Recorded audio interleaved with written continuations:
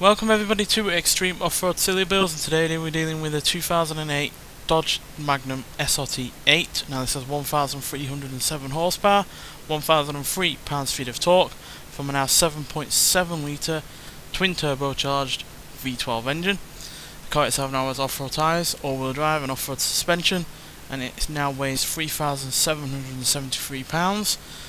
And it can now do 0 to 60 in 2.798 seconds, 0 to 105.223 seconds, and going to a top speed of 248 miles an hour. So yeah, we've had a fair few successes in the last few episodes with the likes of the Tacoma TRD Pro, either in its normal guise or the Bertie version, the Nissan Safari's 370Z, and yeah.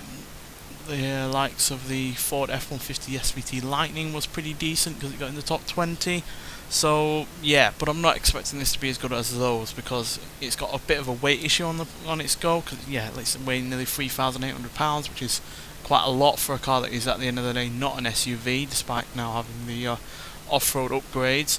And even though the launch, the acceleration, and the speed are all really good, the handling isn't as great as it could be. The braking is decent, but then the off-road capability is pretty rubbish. So, well, in comparison to other cars, for sure. So, yeah, not expecting to do particularly well, but who knows? Maybe it will exceed my expectations. I just don't have the greatest confidence in it, given the handling could be a lot better for something that has 1,300 horsepower, for instance. Especially when it's also dealing with the rough stuff, and there's some quite tight corners on this. So yeah, I'm hoping it will exceed my expectations, but quite frankly there's a lot going against this, so I really wouldn't be surprised if it was that slow. But then again, I haven't expected other cars to be slow, and then they've ended up being lightning fast, so yeah, so let's find out. One big worry is the fact it's got quite a large rear overhang, being an estate car. So that doesn't get caught on anything. So if it gets caught on a bump or a jump, it will probably will send us flying, and that is a complete hash of that corner. So we're going to spend 2 of our rewinds there and correct ourselves. So yeah, we've only got 1 left now, so hopefully no big mistakes.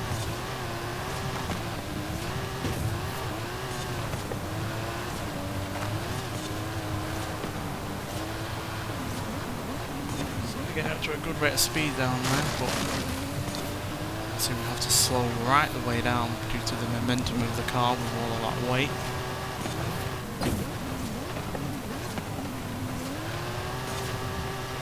Bit of understeer as well. You have to take into mind, even though the more base versions were meant for all-wheel drive, this SRT-8 version was not.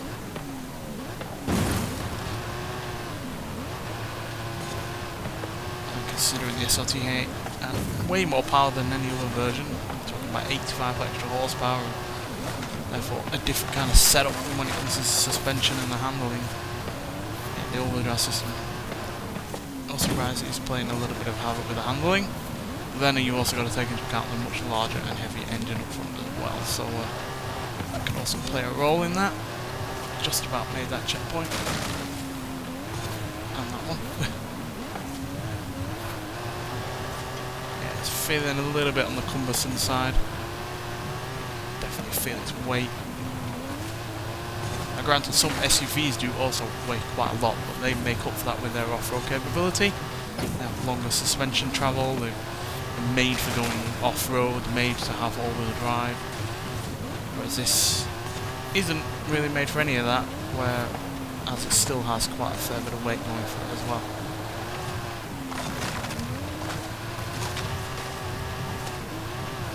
Definitely struggling. Hold it, come on, make it, yes.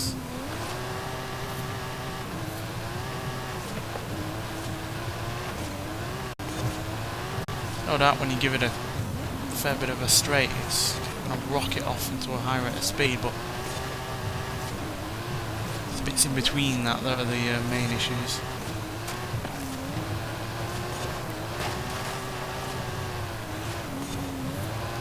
Lots of understeer there.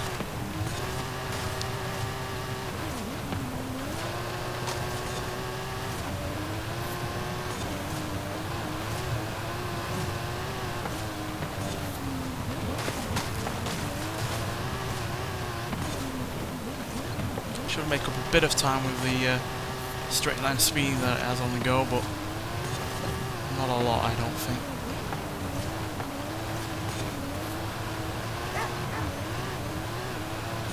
And there we go. Was that a quick time? No, it wasn't. 3 minutes 25.389. Puts us way down on the leaderboard. But not by as much as I thought it would.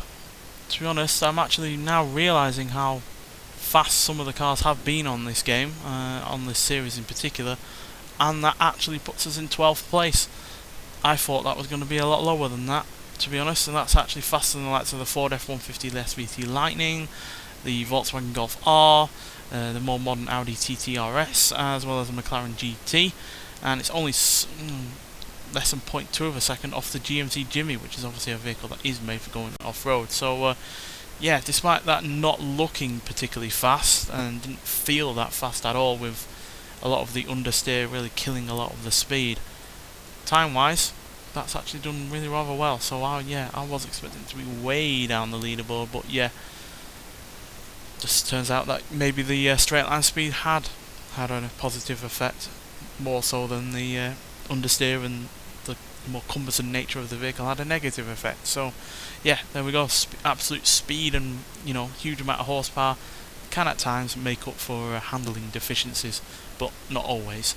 Nonetheless, thanks for watching, and I'll see you in the next one. Bye.